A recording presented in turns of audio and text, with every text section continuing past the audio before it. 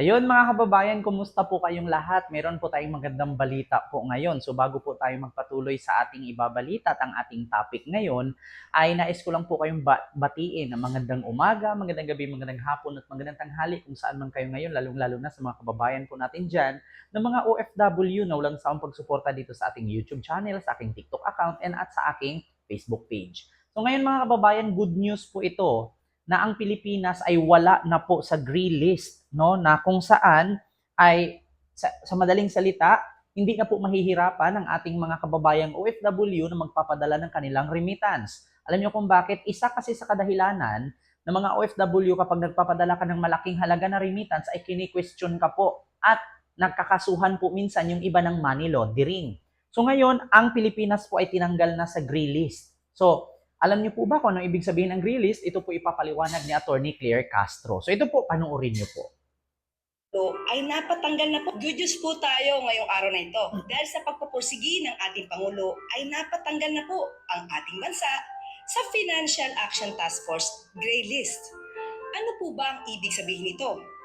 Nakita po ng Financial Action Task Force or FATF ang naging pagtatrabaho ng Administrasyong Marcos na magampanan ang obligasyon para matanggal o mabawasan ang mga gawaing nauugnay sa money laundering at pagpupondo sa terorismo. Ano po ba itong FATF? Isa itong independenteng organisasyon na binubuo ng 39 na miyembro na nagtatakda ng mga international na pamantayan upang labanan ang money laundering at ang propaganda ng terorismo. So yun po yun mga kababayan ang ibig sabihin ng green list na kung saan kaya po kadalasan sa mga OFW alam nyo po ito, lalong-lalo na pag nasa Amerika kayo at nasa Japan, mahigpit po ang mga magpapadala po ng remittance. Kasi nga kadalasan sa questionable ay yung money laundering. Kasi kadalasan din po kasi yung iba, mga nagpapadala, especially not only OFW but also yung mga kaibigan natin ng mga foreigner, nagpapadala ng pera, at kini-question ito ng gobyerno ng iba't ibang bansa kung para saan ang perang ipinapadala nila, baka kasi ipupondo ito sa mga terorista katulad nung ISIS no na ginera ang Mindanao. Oo, so yung year na ginera ang Mindanao or ng Marawi ng ISIS ay nalista po ang Pilipinas sa green list no na kung saan ay hindi po mangyayari na girahin ang Marawi kung walang nagpupondo ng mga ISIS na pumasok sa ating bansa para manggulo. So, napasali po ang Pilipinas sa panahon ng panunungkulan ni dating Pangulong Rodrigo Roa Duterte. So ito po, mga kababayan, good news po ito. Sa administrasyon ni Pangulong Bongbong Marcos po ay tinanggal na po tayo sa green list. So ibig sabihin, hindi na po tayo kasali sa mga bansa na kung saan ay may connection tayo sa mga pagpupondo ng mga terorista, may connection tayo sa pagpapasok ng pera sa Pilipinas na may kaugnayan no sa mga money laundering. O, di ba? So yun, patuloy natin. May mga bansa po na nailalagay sa blacklist or gray list. Kapag blacklist, ibig sabihin ay may significant strategic shortcomings o sobrang kakulangan upang sugpuin ang money laundering at terrorist financing. At kapag nasa gray list, ito ang mga bansang actively working with FATF para ma-improve ang anti-money laundering processes at kailangan na magawa ang mga action plans at rekomendasyon sa natatakdang panahon para maialis sa gray list. Naipasok tayo sa gray list noong Hunyo 2021 sa pamumuno ni dating Pangulong Duterte. Dahil sa una, kakulangan sa regulatory supervision ng gambling operations. Totoo po yun. Naipasok po tayo dahil din po sa pagdami no, ng mga pogo sa Pilipinas. Alam naman po natin na kapag sinabi nating gambling, operation or pogo, yan po yung mga nagpapasok ng mga illegal. No? Hindi lang pera ang pinasok nila dyan, pati na mga droga. So, pangalawa, naipasok din po ang Pilipinas nung panahon ni Duterte dahil din po sa patayan. No? Kung naalala nyo po, pasok na pasok po tayo nung dating administrasyong Duterte. At kung naalala nyo po, meron pong mga pera na pinasok at nagugulat tayo noon na biglang nagkaroon ng system breach ang mga bangko. Di ba? Naalala nyo mga system breach sa bangko na minsan napapasukan. Ako nga, yung bank account ko noon napasukan ng 300,000 nang hindi ko alam. Bakit ganun kalaki ang pumasok sa akin? Kasi may mga hacker sa Bangladesh at pinasok, no, sa bangko ng Pilipinas. At kalaunan binawi din naman ng bangko at binalik sa Bangladesh. No, yun po yun. Isa po yun sa kaso. Kung maalala nyo po, paki-comment. Sino pong naka-experience no na ang mga bank account biglang napasukan ng mga malalaking halagang pera? Oo. Di ba?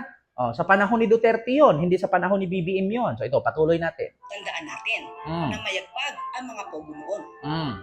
Pangalawa, witnesses in the implementation of targeted financial sanctions na kahit may nababalitang anomalya sa mga transaksyon lalo na noong panahon ng pandemya Mm. ay mukhang pinababayaan lamang. Tama. Pangatlo, delays in the implementation of Anti-Terrorism Act of 2020 Mm. kahit na napakalaki ng intel at confidential funds noon. Oo, at yun ang katunayan mga kababayan na instead, ang sabi nga ni Pangulong Bongbong Marcos, makipagpistok sa mga rebuilding grupo kasi hindi naman yan sila kaaway.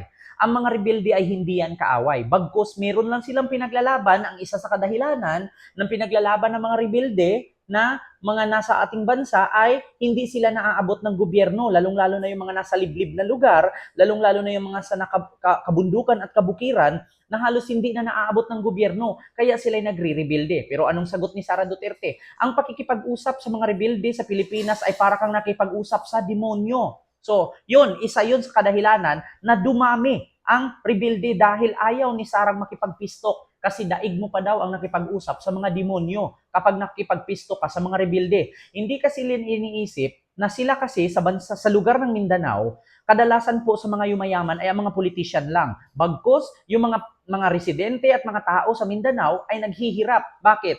Tignan nyo ang Mindanao, Zamboanga Peninsula, Davao, at saka Cagayan de Oro. Napakaraming mahihirap po dyan. Kaya isa po sa rason na kung bakit ang mga taga Mindanao pumupunta ng Maynila at nakipagsapalaran. Ang tawag nga namin dyan, kapag nasa Mindanao ka, pupunta ka ng Maynila, ang tawag namin is astronaut. Bakit namin tinatawag na astronaut? Huwag kayong tumawa, totoo ito. Tinatawag naming astronaut kasi nagpapabuwan. Buwanan ang sahod. So ano bang tawag sa'yo pag pumunta ka ng buwan? Di ba astronaut? Oo. Kasi sa hirap ng buhay, yung mga nanay na pag-iwanan ng kanilang mga anak, no, nang dahil sa nag-a-astronaut or sa madaling salita, nagpapabuwan.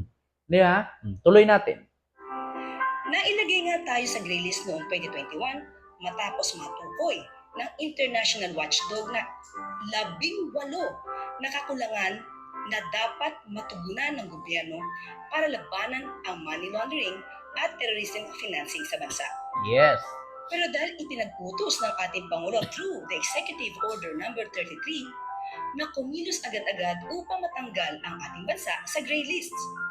Nakita ng FATF ang improvements ng Pilipinas patungkol sa money laundering and terror financing controls. Napakalaking accomplishment po ito ng ating Pangulo na matanggal nga ang bansa sa gray list. Kapag ka po ang bansa ay nailista sa gray list, mahihirapan po ang ating mga OFW sa kanilang mga remittances. Pati na po ang transaksyon pinansyal ng bawat isa o ng bansa ay maaari pong hindi payagan. Questionin. Mahihirapan din po tayo makakuha ng foreign investors. Yes. Kaya dahil natanggal po tayo sa gray list, hindi na po tayo mahihirapan, lalong-lalo na ang ating mga OFW na magpadala ng kanilang remittances dahil maiiwasan na po ang pagbayad ng napakalaking fees. At madali na rin po sa atin ang mag-inganyo ng mga foreign investors. Kakayanin natin, lalo na ng Pangulo, na linisin ang mga kalat na naiwan sa atin ng nakaraang administrasyon.